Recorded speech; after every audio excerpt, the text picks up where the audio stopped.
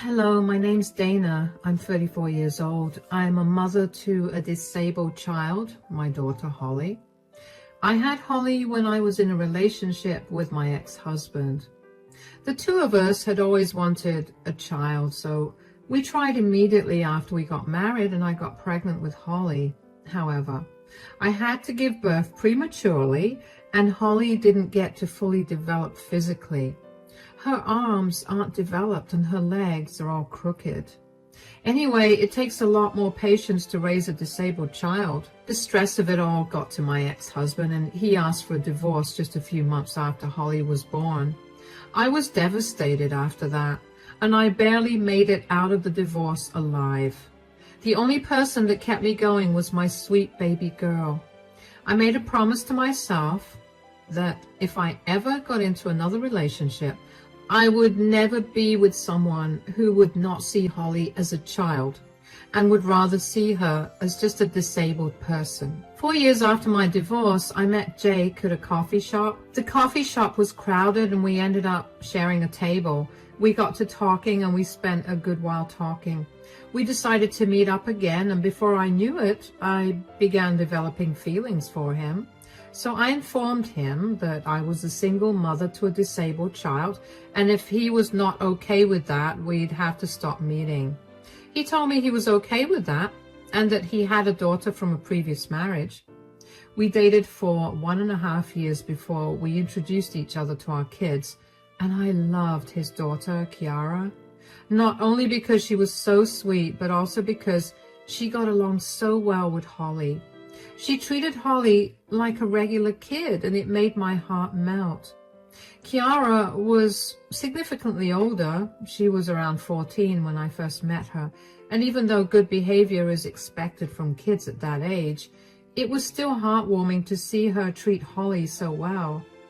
After we introduced each other to our kids, Jake and I decided to move in. Jake had his own home while I lived in a rented apartment, so we figured that Holly and I would move in with him. A few months after we moved in together, Jake proposed to me and I happily said yes. I was practically floating on cloud 9 after we got engaged. I never thought that my life could get any more perfect. Around Christmas time of our 3rd year together, Jake asked me if I'd be open to taking a family picture for us to put on Christmas cards that he could send to his family and friends. Of course, I was on board with that, so we decided on a day to get the pictures to get taken, and when the day came, I got Holly ready. Jake began to get impatient and called everyone to gather round. Okay, everyone, gather round. We're going to take a picture to put on our Christmas cards. Do we have to do this? Dad, I have to complete my homework right now. It's only going to take 10 minutes at best. Your homework can wait that long. Dana, come on. I'm here. Sorry, I was just getting Holly ready. I'll just park Holly's wheelchair here. Is that okay, sweetie? Yes, Mama. Oh, Holly, could you move yourself a little away? A little away? She's going to be out of the frame. Yeah, that's kind of the point. Excuse me? This seems a little too much for us. Come on, Holly, let's go play some Xbox. Thank you, darling. Gosh, look what you've done. Why do you always have to be so dramatic? Dramatic? What are you even talking about? You were the one who asked my child to be out of the picture. Yeah, because I don't want people to get disgusted when they receive our card. What? Oh, please. You and I know that Holly is an eyesore. Every time I see her in one of our pictures, I feel like the entire picture is ruined. Have you felt like this the entire time? Not the entire time. I mean, I love Holly, and I mean nothing against her, but her huge wheelchair and her deformed hands make for such a bad eyesore. Wow. The last thing I expected out of you was to be ableist towards my daughter. That's not it. I just want us to have good family pictures. This is the first time in 4 years that I'm going to be able to take a bigger family picture. that's not just Kiara and me. You know, when you got into a relationship with me, you agreed to be a part of Holly's life and let Holly be a part of yours. You cannot possibly ask her to not be a part of our family picture. Just because she doesn't fit your aesthetic purpose is no reason to exclude her. I told you that I meant nothing against Holly. Save it. If you truly loved Holly, you'd look past everything and you'd care more about her than some stupid need for a good picture. I'm going to grab Holly and I'm going. Don't even try to contact me. Oh, come on. It's not even that deep. We can take the picture with Holly. Don't leave. I couldn't believe what Jake said. He had never said anything remotely mean about Holly. He always treated her so well and always made sure that she was comfortable where we went. He was excellent with her, and I had always thought I hit the jackpot by finding him. Clearly, that was not the case. I never expected him to think Holly was disgusting. Jake followed me as I made my way over to Holly's room and grabbed a bunch of her things. He kept telling me that I was overreacting and that I didn't actually understand what he was saying. I didn't answer him at all and just let him ramble. I went to Kiara's room where Holly was and told her that we were leaving and wheeled her out of the house and into my car. I drove away to my mom's place. My mom looked very concerned when we showed up because I looked so pale. Once inside, I explained to Holly that we were going to be staying with my mom for a little bit, and Holly was understanding. I sat her in front of the TV and went into the dining room so I could talk to my mom. My mom was furious with Jake for the things he said and asked me if I wanted her to babysit Holly while I went and sorted things out. I told her that wasn't necessary. The thing is, my whole perspective of Jake changed the second he uttered those words. Gone was the kind and caring man. He was now just the same as my ex-husband, a disgusting, discriminating coward. I didn't see how talking to him would make anything better. I was filled with so much rage towards him that I wasn't sure if I could talk to him without being rude. Being rude towards him would not make me any different than him, and I didn't want to give him that satisfaction. I stayed with my mother for a week, and during that week, Jake kept blowing up my phone with texts and calls. I never responded to any of them. I may have calmed down a little over the week, but I was still beyond angry at him. But then, one day, Jake's mother, Sherry, called me. "Hi, sweetie, I hope I'm not disturbing you." No, I just gave Holly a bath and now she's watching TV. That's good to hear. I just called you because I needed to ask you something. Yeah? What is it? Have you broken up with Jake?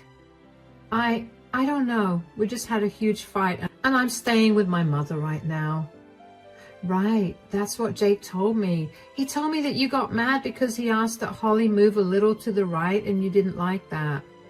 I know that it's not my place to butt into your relationship, but don't you think that it's a bit much to get so mad at that? Jake's struggling at home and he's been calling everyone to see if we got in touch with you. First of all, Jake didn't just ask Holly to move to the right. He asked her to move out of the frame. Move out of the frame? Why would he ask that? Because he thinks that Holly is an eyesore that's going to make everyone feel disgusted. What? He cleverly left out the most important detail just to paint me in a bad light. You can ask Kiara and she'll tell you that he wanted Holly out of the frame. Oh my God, I'm so sorry that he said that. I never expected him to think that way. I never even raised him to think that way. I don't know where that came from either. He had never once displayed any signs of dislike towards Holly, especially over her disability. He used to always speak so highly of her whenever he met us. Or actually, now that I think about it, he was always bragging about how much care he took of her. Care? Oh no, he never took any care of Holly. We both decided from the start that we'd each only parent our kids and never the other. Oh, I had no idea. You know what? I'm going to do something about this. What do you mean? Because if you think that yelling at him or even just talking to him is going to change his mind, I don't want it. After talking to you today, I've realized just what a liar Jake is, and I don't want him to be a part of my life anymore. I'm fully on your side in this, but I don't plan on yelling or talking to Jake. I have a better idea. Just trust me, and don't break up with him as yet. But what are you going to do? Just hang in there. I'll call you in a few days and I'll let you know. I'm so sorry for assuming the wrong thing, by the way. But thank you for telling me the truth. You have nothing to apologize for. Jake was the one who manipulated his words, so it's okay. Take care until then. Bye. That phone call from Sherry was even more of an eye-opener for me. Clearly all the things that I thought Jake did for Holly because he loved her were not done out of love, but rather as a means for him to show off. The thought of that only made my anger flare up. The same girl that he was bragging about was too ugly to be in his pictures. The sheer audacity of that man to do that. And aside from that, he also conveniently left out what the fight was about. When I heard Sherry tell me that, it took everything in me to not be mean to her. She did nothing wrong to me. In fact, she was wonderful. She and I got along really well, and Holly loved her too. I knew that Sherry was only acting on information that Jake had given her. Jake knew how well Sherry and I got along, and I didn't know if this was his way of ruining our relationship. Given everything that happened, I wasn't too surprised that he'd be capable of doing that. What I didn't expect was for Sherry to be so on my side that she'd be willing to teach Jake a lesson for treating Holly so badly. I didn't understand why she felt so intensely about the issue as I did, but I chalked it up to her being a good person and someone who advocated for the disabled. While I was right about that, I didn't realize just how personal this issue was to her. A few days after my phone call with her, I got another call from her. I had been racking my brain about the ways in which she would take care of Jake, but I couldn't come up with a single thing. So when she finally called again, I couldn't have been happier than to find the answer that I was looking for. Sweetie, are you free right now? Yeah, why? Hold on, my mother wants to talk to you. Your mother? Why? Is everything all right? Yes, nothing to worry about. I was just telling her about what happened between you and Jake, and she wanted to talk to you. Oh, yeah, of course, I don't mind talking to her. Hi, darling. I'm Sherry's mother and Jake's grandmother. My name's Emma. Hi, Emma. My name's Dana, and Jake is my fiancé. For now, at least. Sherry was just telling me about the mean things that Jake said. I'm so sorry that Jake said that. No, you don't have to apologize for anything. If you don't mind me asking, what kind of disability does your daughter suffer with? Well, she didn't get to fully develop in my womb. Her hands didn't develop, and her legs are crooked. She'll get into braces soon, but the doctors did tell us not to hold out much hope for that. I understand that. It must be really hard for you to see your child not getting the same treatment and opportunities as everyone else. I can't even begin to express how much that hurts. And hearing Jake say the same things that you know your daughter is going to hear in the future must have stung. Yeah, I want my daughter to grow up in an environment where she feels loved and accepted for who she is. I already know she's going to face a lot of issues in the future, so at the very least, her home should be a safe place. And if Jake himself thinks this way about her, then I'll never be able to give my daughter that. You're an amazing mother. I wish my parents were even half as kind as you. What do you mean? Polio took away my ability to walk, so I'm disabled now. which is why I wanted to talk to you. I made sure to raise my kids to be nice towards everyone, and my kids have done the same to their kids. I couldn't fathom why Jake would say something like that. I wanted to ask you if I could meet your little one. Oh my, of course you can. I'm sure she'd feel wonderful when she sees someone else who's just like her. I'm sure she'll feel that way too. Lord knows that I wanted that when I was younger. I'm hosting a birthday dinner for my 87th birthday this weekend. Why don't you two drop in? Oh, are you sure? I don't want to intrude on a family gathering. You will not be intruding at all. Just don't tell Jake anything. I'm going to humiliate him, and he's going to be crying for forgiveness. I've had a lifetime of discrimination and bullying because of my disability, and I'm not going to let someone in my family do to a child what I had to go through. Thank you so much, Emma. This really means a lot to me. Of course, sweetie. Now, I have to go take a nap, but take care of yourself. I can't wait to meet you. I can't wait to meet you either. Take care. I couldn't believe that I didn't know that Jake's grandmother was alive. You'd think it would come up in some conversation during our 3 years of being together, but it never did. It's even more alarming because Emma was disabled, and that would have been a great way to engage with Holly. Regardless, I was just glad that Jake's family was so much better than him, but the fact that they seemed to care more about Holly than Jake did, without even knowing her that well, made me incredibly sad. Why didn't Jake just talk to me about his feelings instead of stringing me along this way for so long? That's something only cruel people are capable of. When the weekend came, Holly was practically buzzing with energy. There was nothing Holly loved more than dressing up and going to a party. I didn't tell her that Emma was in a wheelchair just like her because I wanted her to be surprised when she saw Emma. I was sure she was going to be really happy to see someone who was older in a wheelchair just like her. When we got to Emma's house, one thing was clear. Emma was made of money. We pulled into the driveway of the fanciest house I've ever seen, and I had to double check that I was at the right address. Anyway, Emma and I made our way into the house, and I was immediately greeted by the sight of a pretty big number of guests. None of them noticed me. Only one of them did. Jake. Jake's face paled, and he started trembling when he saw Holly and I there. He quickly made his way towards us. Dana, oh my God, what are you doing here? Why do you care anyway? Can you not be difficult with me right now? I haven't heard a word from you for a week, and now you just show up to my grandmother's birthday dinner? Do you have anything to say for yourself? I don't have to say anything. You are the one that needs to apologize. How did you even know about this dinner? She knew about it because I invited her. Hi, Dana, darling. How are you? I hope you didn't have much trouble finding the house. I'm doing good. And no, I didn't have any trouble with finding the house. How are you? I'm great. I barely feel like I'm a day over 60.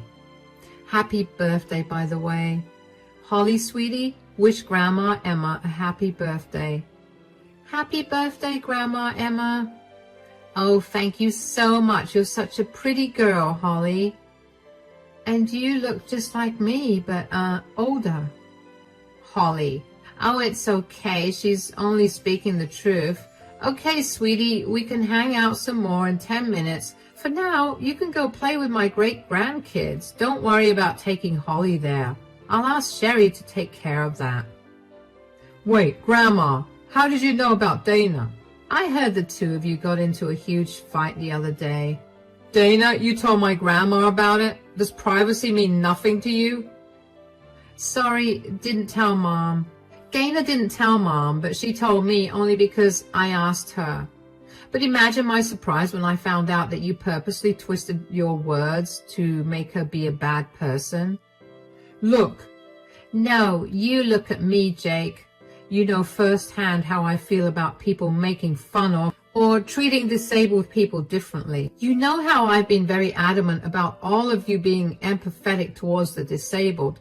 So to hear that you were so blatantly rude to a child, that was beyond shocking. You can't force your values onto anyone, and what goes on in my house has nothing to do with you. Don't you dare talk to your grandmother that way. No, you know what? I'm sick and tired of being the bad guy. You wouldn't be the bad guy if you just behaved decently. I did. I didn't even once imply that I hated or disliked Holly. I just didn't want her ruining the picture. That's not even hurtful. You're right, it's not. And that's why today we're all taking pictures without you, because we don't want a man with a mole on his face in the pictures. That's unfair. I can't change that. Did you think that Holly was capable of changing her disability? That's not the same thing. You're right. Having a mole doesn't mean that you're going to be treated differently. But do you know what guarantees that? Having a disability. I don't want you here. You deserve no place in this family. What? You can't kick me out. This is my house and it is my birthday. No one is going to go against me, so leave. Come on, Dana. I want to spend more time with you and Holly. Jake looked at Emma as if he had grown a second head. But Emma didn't pay him any mind. Instead, she grabbed my hand and made me follow her along to where Holly was. I heard later on that Jake made a big fuss about not leaving, but eventually his siblings kicked him out. Jake did not leave without cussing the entire family out for their weak-minded opinions. No idea what that means, nor do I care about it. Emma, Holly, and I ended up having a good time that night. Emma got along really well with Holly and kept telling her stories about all the crazy things she'd done. Holly was more amazed that Emma could do all of those things while in a wheelchair than the fact that Emma had done such crazy things. Sherry came up to me when she managed to get me alone and gave me a big, warm hug. She apologized for Jake's behavior and thanked me for giving her a chance. She told me that she raised Jake to be much better than this, so she didn't know where these thoughts came from. I mean, I imagined that growing up around someone who was disabled would make one more empathetic towards the disabled, but in Jake's case, it went the complete opposite way. Jake's siblings and I also got to talking. We had briefly met each other a year ago, but we didn't actually get to talk. They were all such lovely people who practically showered Holly with kind words. How Jake was related to all of them is beyond me. The dinner went really well, and I felt happy for the first time after Jake and my big fight. Both Holly and I went back home with the biggest smiles on our faces. But that joy did not live very long. Just 2 days after the party, Jake came over to my mother's place and began banging at the door and yelling for me to open up. I quickly put my mom and Holly into one room and told them not to come out unless absolutely necessary. I took a deep breath and opened the door. I didn't even get to say a word before Jake started yelling at me. Did you have to kick me out of my own family gathering that way? What in the world are you talking about? Don't act all coy. You know that you did that on purpose. What did I do? You purposely painted me in a bad light. Now none of my family wants to speak to me, and I've also been taken off my grandmother's will. Do you know how much I was counting on that? Why would you blame me for your disgusting ideas? It was one picture. You could have just talked to me about how you felt instead of ratting me out to my family. I did tell you that it wasn't a nice thing to say. You told me that your ideal picture was more important than my feelings. Oh, you ruined my life. I knew that being in a relationship with a mother of a disabled child was a bad idea. Who asked you to be with me? I warned you clearly when we first started dating that my girl would be my priority, and if you did anything to hurt her, we'd be done. I didn't know how intensely your family felt about the disabled, but I'm very glad that they do, because it shows me that you're the only one with disgusting values. I'm going to make you pay for what you've done to me. What do you want me to pay for? A lesson in ethics and morality? Because I hope what's happened here has been enough. You're impossible. You need to talk to my mom or my grandmother about this. Tell them you are lying and get them to talk to me again. I don't have to do any of that. I did not lie, and they're angry at you for not only saying disgusting things, but also for lying to them. You started this, so you can finish it yourself. Goodbye. Nothing felt more satisfying than slamming the door shut in Jake's face. Jake looked stunned when I told him that he was at fault for what he did, and I don't know why either.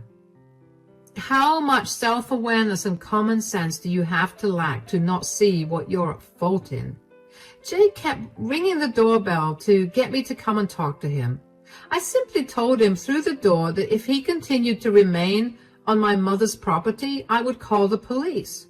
He left pretty quickly after that. Good riddance. Needless to say, the engagement got called off. Jake and I broke up and things went back to normal after that. The only change was that Sherry and Emma became a new constant in our lives. Emma and Holly pretty much became best friends, and Holly always asked to go over to Emma's. It was so heartwarming to see Holly feel like she wasn't different and to see her in her element like that. Sherry and I became close too. She was a lot like my mother, and it felt comforting to be around her. Jake was actually cut off from the rest of the family. Sherry told me that while it hurt her to do that, what hurt even more was to see Jake have such views even after being around a disabled person all his life. I understood her pain because I too lost someone I loved so much. The last thing I expected was a partner who was ableist. Turns out it wasn't only Sherry and Emma's side of the family that cut Jake off. Jake's daughter, Kiara, also decided that she was done with her father. As soon as she turned 16, she moved in with Sherry. Jake never tried to fight for custody because he thought that Kiara was also brainwashed with his family's ideals. I can't believe that I had ever loved him, but I was glad that I got to spend more time with Kiara and that Kiara and Holly got to be with each other again. I only had to meet Jake one more time after we broke up, and that was only to move my things out of his house. Jake did not hold back from insulting me and throwing all kinds of words at me for ruining his life. I barely paid him any mind, and that only angered him more. It got to a point where he lunged towards me, but thankfully I saw him coming towards me out of the corner of my eye and moved out of his way. I told him to keep his anger to himself, and I will call the cops myself and get him arrested for trying to hurt me. Jake huffed and left the house. I quickly grabbed my stuff and practically ran out of the house. Only after I was a safe distance away from Jake's house did I finally break down. I hadn't shed a single tear since everything that happened, but him almost laying his hands on me was the final straw. Of course, I got a restraining order against Jake because I didn't want him to get anywhere near me or Holly. Sherry and Emma were furious when they heard about what Jake had done, and only reached out to him to let him know that if he tried anything more, they were going to contact his uncle, who was his boss, and they would get him fired. Jake was silent after that. It's been a wild ride so far, but I finally got my own place and Holly is happy. I may have lost Jake, but I ended up gaining a whole new family after he left. And I couldn't be any happier about it. Thank you for listening.